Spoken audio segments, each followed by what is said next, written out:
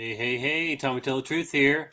And I just came across a podcast that features the Mandela Effect. And so I wanted to share that with you. So I should be screen sharing. Hopefully you can hear and everything. This will just going to have to go for it and hope that it works out so I can share this with you.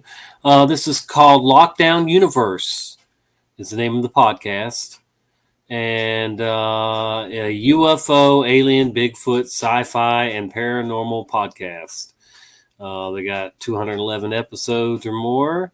And this one is from September, and it is called Has the Mandela Effect Been Proven? So here we go. We're going to take a listen to the podcast.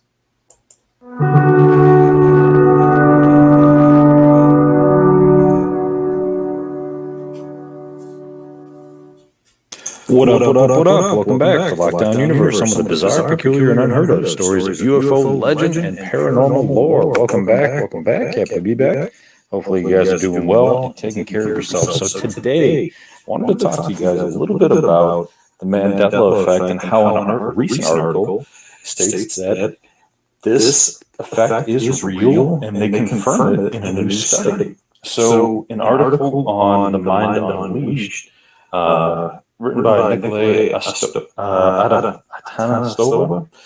states that the Mandela Effect is real. They did a huge study on it and found that it wasn't people misrepresenting the image in their mind, that vast amounts of people from all over the world, it didn't matter whether they were U.S., from China, from Russia, Southeast Asia, England, South America, it didn't matter. The images that they saw and believed were accurate were all the same. So isn't that fascinating? So let's get into it a little here, because this is like really fascinating, because it either lends itself to an alternative universe theory, or it lends itself to, or it could also lend itself to an alternative universe theory in which we changed universes and things are different now, or dimensions, or whatever you want to call them. And we might still be remembering all the same thing through a collective unconscious, meaning we're all tapping into the same memory source, but the memory source is still with us as a collective whole. But the universe that we've transferred into could be different now, physically. So let's take a look at the article and see what it says. So they state that the Mandela Effect, which refers to a persistent, confident, and widespread false memory, has been proven to exist with famous icons. Scientists have confirmed in a new study. So this was in a journal of psychological science. The research shows a consistent pattern in both what people remember and what they get wrong. Keep that in mind, a consistent pattern in what people get right and what they remember and what they get wrong. According to the scholars at the University of Chicago, this is the first scientific investigation of this phenomenon. Now, he states that humans are confident in what they remember, and we're also consistently wrong about what we think we remember, and yet it doesn't seem to alter our beliefs. So they have an interesting Exhibit A in here, in which they have Curious George. They have the monocle guy from Monopoly. They have Where's Waldo, Pikachu, Fruit of the Loom logo, and C-3PO. Now, these have all been icons that have been linked with this Mandela Effect phenomenon. So they give you the option to select which one you think is correct, or which one you think you remember as being correct, and checking the answers down below. So we can get into that in a minute. But it's interesting because they say, if you get any of these wrong, congratulations, you've just experienced the phenomenon known as the Mandela Effect. So obviously, we talked about this before in one of my podcasts. We talked about where it comes from. It bears Nelson Mandela's name, in which he was the leader of South Africa. He was imprisoned, and he was released. But he didn't die in prison in the 1980s like many of us believe he did, or at least thought we read it in our school books. He didn't pass away until 2013, actually, after he was released from prison. and live the life still. What's interesting, they state here, is that the Mandela Effect took an unexpected turn when a pair of University of Chicago scholars recently completed the world's first scientific study on the phenomena, and they found that the effect has really fascinating capabilities and characteristics because it reveals that there are these consistencies across people in false memories that they have, for images that they've actually never seen. So there's consistency across people for the false memories for images we have never seen. Isn't that interesting? That is the smoking gun right there. There's a consistency in these items that we believe should be there. That many people, not just a few people, many people believe should be there, but that we've quote unquote never seen. That's the fascinating thing. Because how could we all be hallucinating the same thing? Is our mind simply filling in the gaps like that scientific, ideology where your brain will fill in gaps because it just doesn't. It does that automatically, right? What is it called, like paradoxy or something like that, where it just fills something in. Like if there's a half of a human there, it fills in the other half. But that's not the case. The researchers gathered 40 popular cultural emblems and icons and added two fictitious counterparts to each of them. As a motivation, they utilized online discussions of the Mandela Effect. In order to test these beliefs, the researchers frequently altered one of the two incorrect options, such that it was no longer related to what was most frequently forgotten. That is so rude. They wanted to determine how widespread. That is not my phone. That is this dude who runs this podcast's phone. And you think after the first time it interrupted the show that he would turn it off, or put it away, put it in the other room. Wow. He must not have a very big following, but he's done a lot of podcasts. It's ridiculous. Consistent the Mandela Effect was. And to see the underlying causes. In order to do this, they had to quantify or calculate how common the false memory images were in the world, and then conduct experiments to determine whether or not people produce errors on their own. For instance, if individuals are asked to draw an image from memory, are they more prone to the same kinds of mistakes that they do when selecting the correct logo based on recognition? We found, this is the quote, we found that there's a really strong effect when people are reporting false memory for an image they've actually never seen, because you've never seen Pikachu with a black tip on the tail.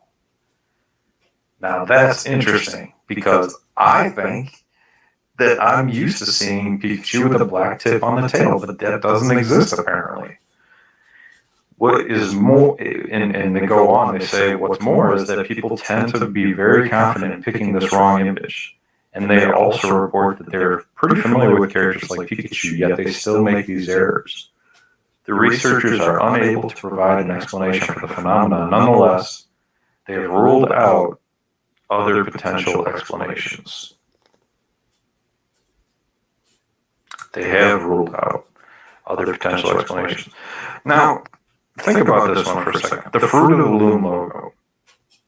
There's a Fruit of the Loom logo. There's three images. There's one with a plate and the fruit. There's one with just the fruit. And then there's one with the fruit and a cornucopia behind it. Which one is it? Do you know? Yeah, with the cornucopia, it's supposed to be. Now, see, in my mind, back in the day, I think there was a cornucopia back in the day. However, that being said, there is no cornucopia. There's no plate either. It's just the fruit. That's it. They go on to talk about how people's minds work with this phenomenon. First, they don't believe that individuals are looking at images in a different way, since they find that people are more likely to choose the incorrect option even when they are looking at the correct version. In addition, they don't believe that we are only filling in information that is lacking based on the associations we have, which is a notion that is known as schema theory, which I was talking about before. Unfortunately, the researchers aren't getting any closer to discovering the real causes behind the Mandela effect by ruling out some of the possibilities. You would think that because all of us have our own individual experiences throughout our lives, that we'd all have these idiosyncratic differences in our memories. But surprisingly, they're finding out that when they tend to remember, when we tend to remember the same faces and pictures as each other, this is consistent. And it's super powerful because it means that we are all either having the same collective memory, or there's some other phenomenon going on out there that they don't know about. So basically what they're saying is the Mandela effect is real, and yet there's no explanation for it other than it possibly being a real thing. Like maybe we actually did transfer over dimensions.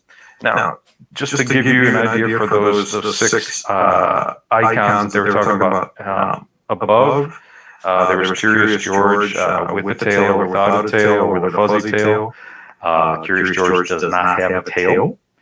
Where's Waldo? Is he typically holding a cane or not? He is typically holding a cane. Didn't know that one. Fruit of the Loom. There's no plate, no cornucopia. Mr. Monopoly. Does he have glasses? Does he have a monocle? He did have one. Not. He did not have a monocle. Pikachu. Did he have color on his tail? Did he have a black tip? He has brown coloring at the base of the tail. Nothing at the tip. And C-3PO. Is he full gold? Does he have a silver leg? Or does he have a different color leg all together? He had a silver leg. So what's really fascinating is this is like the first of its kind study that they conducted, and it apparently verifies that this is a real phenomenon. They can't figure out why. They don't have an explanation. Many people are coming up with the exact same answers, and it just doesn't make sense to them. But that being said, it's all being represented by these studies. So it's kind of like the studies with near-death experiences, where many people have the exact same experiences, and scientists kind of brush it off, or some people brush it off. They're like, no, it's just, somebody, their brain's dying and the energy leaving their body or something like that, or the energy, leaving the brain cells or oxygen leaving the brain cells. But when you have so many people replicating this exact same pieces of information, something starts to change. Our mindsets about things start to change. Keep in mind, people back in the 50s thought anybody that believed in UFOs were kooks, right? We were just out of our minds. Now, now it's popular to believe in it, but I don't think there's any Martians or, any of that coming from outer space. So that's about it for that podcast there. I don't know if there was more.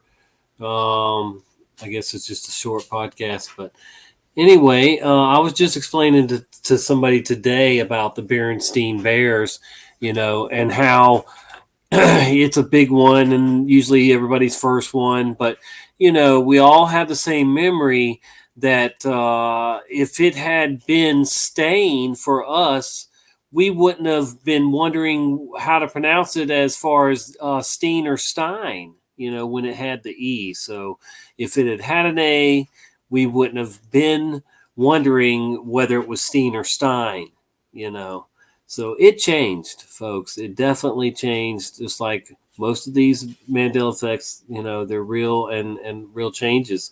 No, we don't know what exactly is caused it, but it's happening, and yes, there are some that you can say are debunkable or whatever, or just whatever.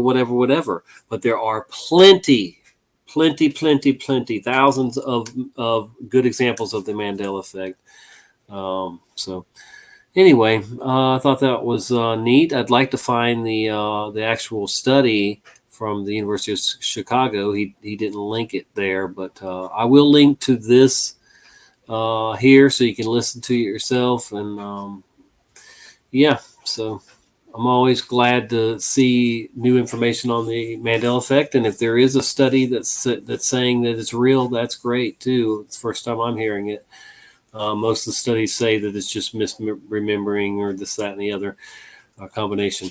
So, all right, I'm going to end this and get it uploaded. Hope everyone had a sensational Saturday and you have a super Sunday. And all righty, Tommy here, Tommy out. God bless you all.